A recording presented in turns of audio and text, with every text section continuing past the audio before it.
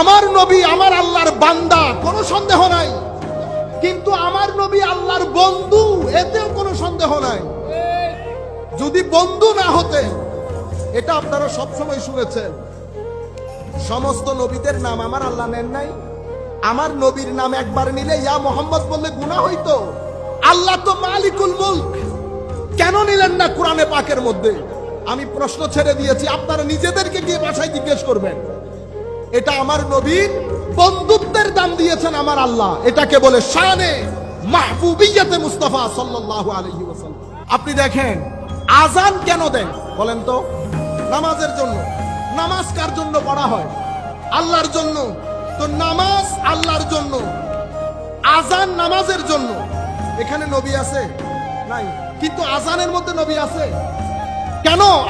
আপনি নিজেকে জিজ্ঞেস করেন নাই কোনদিন যে আজান নামাজের জন্য, নামাজ আল্লাহর জন্য, এর ওই জায়গার মধ্যে আশহাদু আন্না মুহাম্মাদার রাসূলুল্লাহ। আচ্ছা, এতটুকুন বুঝছি। নামাজ কার? আপনি বলছেন আল্লাহর। তো নামাজের মধ্যে সুবহানাকা আল্লাহ, আলহামদু আল্লাহ, আসসালামু আলাইকা আইয়ুহান নবী কার? তো ইয়া রাসূলুল্লাহ, আপনি আল্লাহকে জিজ্ঞেস করেন। এখন আপনি যে এই পরিমাণ তাওহীদ বুঝে ফেলেছেন, নামাজের মধ্যে আসসালামু আলাইকা আইয়ুহান নবী আসলো, এতটুকুন আসলে তো যথেষ্ট ছিল। আবার আল্লাহুম্মা সাল্লি আলা মুহাম্মদ, আবার ওয়া আলা আলি মুহাম্মদ।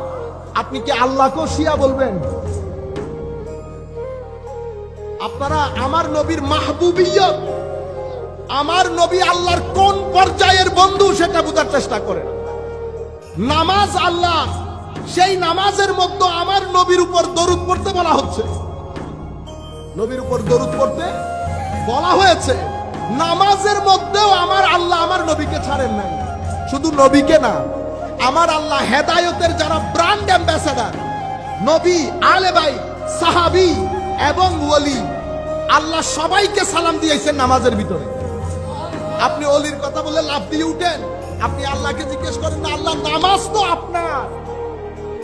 ওয়ালা যিকরুল্লাহি আকবার, আকিমিস সালাহ লিযিকরি, আমার জিকিরের জন্য নামাজ। কিন্তু সেই নামাজের মধ্যে আসসালামু আলাইনা ওয়া আলা ইবাদিল্লাহিস সালেহিন। কারা সালেহিন? কোন নবিয়্যিন, সিদ্দিকিন, শুহাদা, সালেহিন। আপনারা বুঝতে পেরেছেন? নামাজের মধ্যেও আল্লাহ আমার নবীকে রেখেছেন।